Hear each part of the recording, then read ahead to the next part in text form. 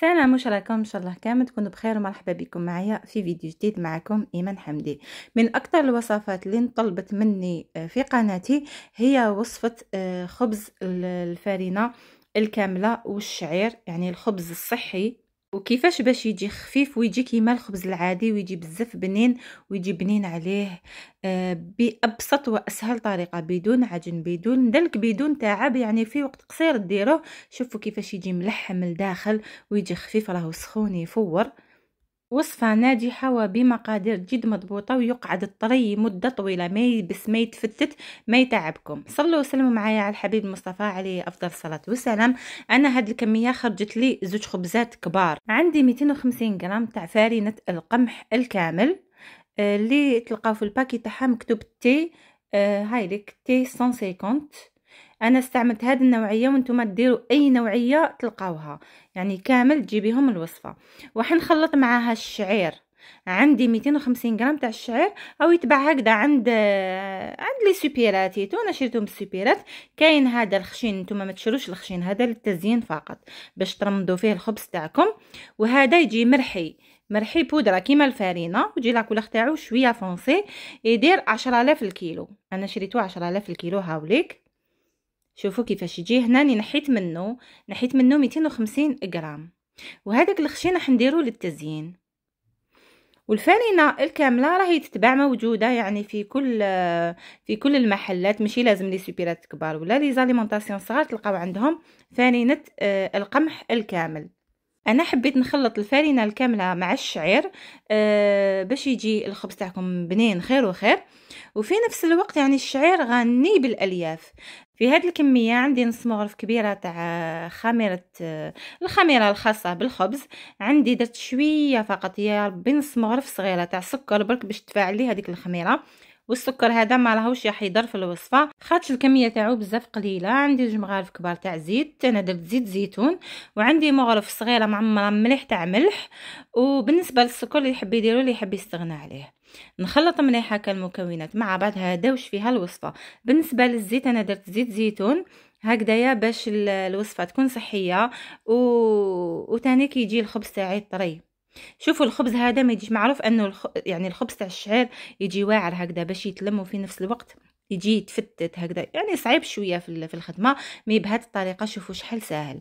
انا نديرو بهذه الطريقه وحبيت نشاركها معكم بالنسبه للناس اللي يحبوا الخبز ويتشهاوه وما يقدروش ياكلوا الخبز الابيض. ننصحكم بهذا الخبز، خاطش بزاف بنين وحيخليكم تستغناو على الخبز الابيض من البنه تاعو، وبزاف ساهل باش تحضروه. شوفوا راني نطم في العجينه تاعي بنفس الكيله اللي كيلت بيها. وين حبست الفارينه يحبس الماء، ما دافي، وراح تلاحظوا باللي العجينه هذه تشرب.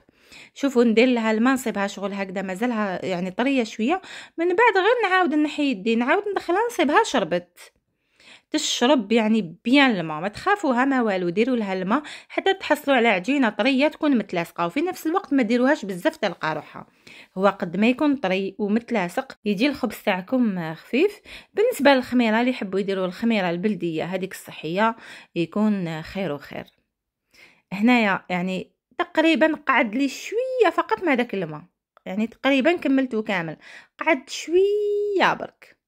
هنايا دهنت يدي بالزيت ودهنت هذيك العجينه باش ما تلصقليش برك في الغيسيبيون، ونغلفها كيما هي كيما اي عجينه بيان باش ما يدخلهاش الهواء. خليتها تخمر.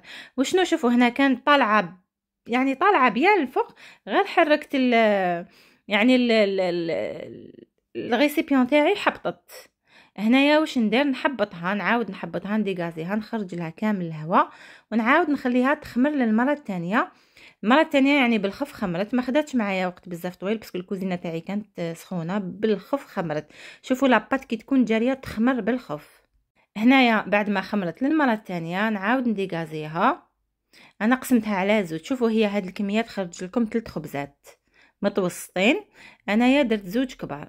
هنا هذيك لافارين كومبليت غربلت، قيس 2 مغارف ولا 3 بالصفايه. نحيت برك هذاك القمح اللي راهو خشين باش نزين برك به من الفوق. خلط معاه شويه شعير اللي وريته لكم خشين، قلت لكم هذاك للتزيين. كي لازم تزينوه من الفوق، تقدروا ما ديروا له والو، ولا ديروا له شويه سانوج ولا جلجلان. مام الكسرات تاعها تجي بزاف بنينه. ان شاء الله في الوصفات الجايين حنشارك معكم الخبز تاع الطاجين ونشارك معاكم الكسره تاع الشعير. خليوا لي بك رايكم في لي كومونتير، والا جربتوا الخبز هذايا اعطيوني رايكم فيه، باسكو انا بزاف عجبني، انا بزاف نديرو. انا شوفوا ما نكذبش عليكم، انا كثر ندير الكسره تاع الشعير، نديرها في الطاجين. مي هاد الخطره قلت نشارك معاكم الخبز، تحبوا ديروه لي ساندويتش للدراري ولا هك ولادكم ياكلوا اكل صحي، تقدروا ديروا به يعني خبز صغير، لي زامبورغر، لي ميني همبرغر، ديروا به كلش. كيما شفتوني شمخت برك شويه العجينه تاعي بشويه هكا ما يكون دافي، ودرتها في هذاك الشعير والقمح اللي نحيته من الفرينه. انا الصفايه هذيك الصغيره غربتها هكا غير شويه، نحيت القمح اللي في الفرينه الكامله اللي راهو خشين، زينت به من الفوق، درت فيها العجينه تاعي. يعني الفيديو كان واضح، ودرتهم هكذا. انا السنيوه تاعي راهي كبيره، هذه الفرن تاعي انايا شويه كبير لداخل، دونك السنيوه تاعو كبيره. درتهم هكذايا في زوج، وقلت لكم الكميه هذه تخرج لكم 3 خبزات. انا مرة ندير بها 3، مي هاد الخطره باش نطيبهم هكا في سنيوه دفعه واحده درت 2 كبار. يعني قرصتهم كيما شفتوني. ما ديروش لاباط تاعكم بزاف خشينه، خليوها ورقوا، ماشي ترقوها بزاف، خليوها متوسطه باش يجي الخبز تاعكم ملحم. خليوه يخمر، يعني يخمر، يعاود يخمر مليح، غطيوه، خليوه حتى يعاود يخمر مليح، وطيبوه في فرن مسخن على اعلى درجه. طلعوه للفوق باش ما يتحملكمش بالخف من التحت، وطيبوه كيما طيبوا الخبز العادي. انا رققته شويه، ما حبيتش الخبز يجي بزاف يعني بزاف خشين لداخل هكذاك وجا ملحم. يعني تحبوا تغمسوا به، ولا للناس اللي عندهم الامراض المزمنه يحبوا ياكلوا الخبز، ان شاء الله ربي يشافي الجميع. دونك حبيت نشارك معكم هذه الوصفه. كاين يعني ناس عاديين وياكلوا اكل صحي، وانا يا حبيت نبدل شويه من نوعيه الغذاء تاعي، دخلت فيها بزاف الاكل الصحي هكذا باش نحافظوا على صحتنا وفي نفس الوقت ما نسمانوش. هنا مباشره قسمته وهو سخون. قسمت لكم هنايا، شوفوا فتحته لداخل بالمص، باسكو راهو بزاف سخون ما قدرتش نتوشيه، وهكاك. وشوفوا كيفاش راهو الطري، كي يبرد راح يولي الطري خير وخير. غطيوه هكذا في طرشون ولا في سربيطه تاع مطبخ، خليوه حتى يبرد وقدموه الخبز تاعكم كيما اي خبز عادي. شوفوا هنايا بعد ما برد، شوفوا شحال طري، قلت لكم تغمسوا به عادي كيما الخبز اللي مارفين نشريوه، خبز الباغيت. ما تنساوش ديروا لي جيم للفيديو وتبارطاجيو الوصفه هذه مع ناسكم اللي يحبوا الاكل الصحي، ولا حبيتوا وصفات كيما هادو خليولي في كومونتير. سلام.